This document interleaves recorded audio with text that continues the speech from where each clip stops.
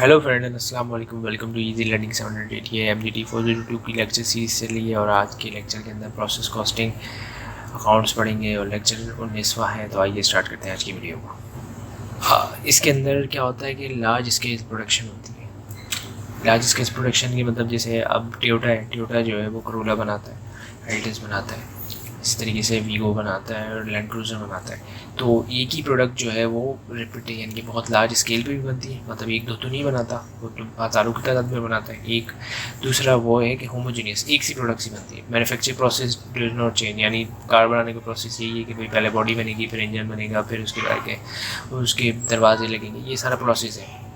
Departmentalisation है। अब इसके अंदर क्या होता है कि पहला कि बेस जो है वो डिपार्टमेंट होती है, फिर उसके बाद के उसको वर्किंग यानी कि semi finish good, semi finish जिसके अंदर उसको असम्बल किया जाता है। असम्बली यूनिट आ गया, असम्बली यूनिट आने के बाद फिनिशिंग गुड्स, फिनिशिंग के अंदर जो है उसकी पॉलिशिंग वगैरह या फिर उसकी और भी चीज़ें की जाती हैं। इस तरीके से process department, output in raw material in successful department. अब मतलब यानी यानी सक्सेसफुल डिपार्टमेंट एक समझ लें प्रोडक्ट का जो है वो फिनिश है, तो दूसरी उसका वो जो है वही चीज़ जो है वो उसके लिए रॉ है।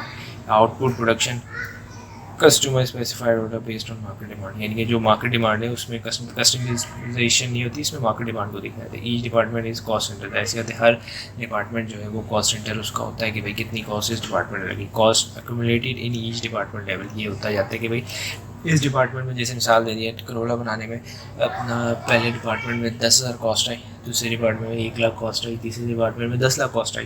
तो इस तरीके से ये होता है। अब एग्जाम्पल बेवरेज मैन्युफैक्चर है, प्रिंटिंग इंडस्ट्री है, बॉल पेन मैन्युफैक्चर है, आइसक्रीम है, सोडा मैन्युफैक्चरिंग है, टूथपेस्ट मैन्युफैक्चरिंग है, ब्रश है, पेंट है, शुगर है, ये सारी चीज़ें।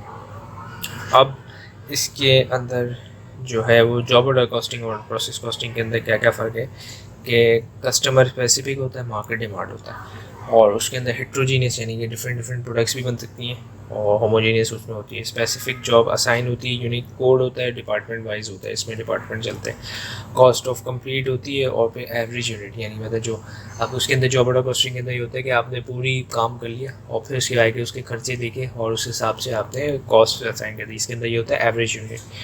और फिर इसके आगे accounts job order cost sheet बनती है, और फिर इसके process sheet cost of production report भी होती है। इसके अंदर ledger work in progress job है, कॉस्ट ऑफ कंप्लीट जो है वो इसके अंदर बनता है लेजर। और फिर वर्क इन प्रोग्रेस 1 डिपार्टमेंट 2 3 और फिनिश डिपार्टमेंट, इस तरीके से। अब इसमें cost plus margin plus fix cost based on customer specific और प्रायर प्रीशियस ऑर्डर, और फिर इसके प्राइस जो है वो इसके अंदर फिक्स होती है।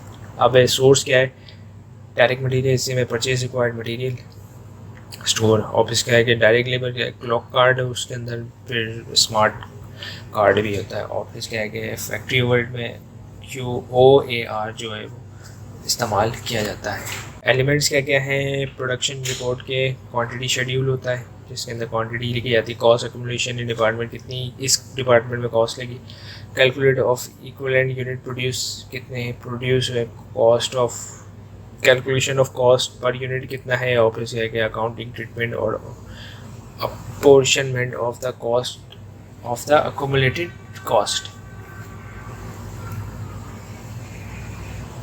अब इसके अंदर क्वांटिटी शेड्यूल जो है, unit put in the process कितना किया गया, unit complete in the process कितना हुआ, ट्रांसफर टू नेक्स्ट डिपार्टमेंट, और फिर है कि unit not yet complete at the end of period, यानी मतलब जैसे मिसाल दे दिया है दिन गुजर गया लेकिन कुछ यूनिट जो है वो फिनिश में चले गए, कुछ यूनिट जो है वो अभी जो है वो इसी डिपार्टमेंट में है। और इसके अंदर एक्यूमुलेट क्या होगा, डायरेक्ट मटेरियल, डायरेक्ट लेबर और FOH।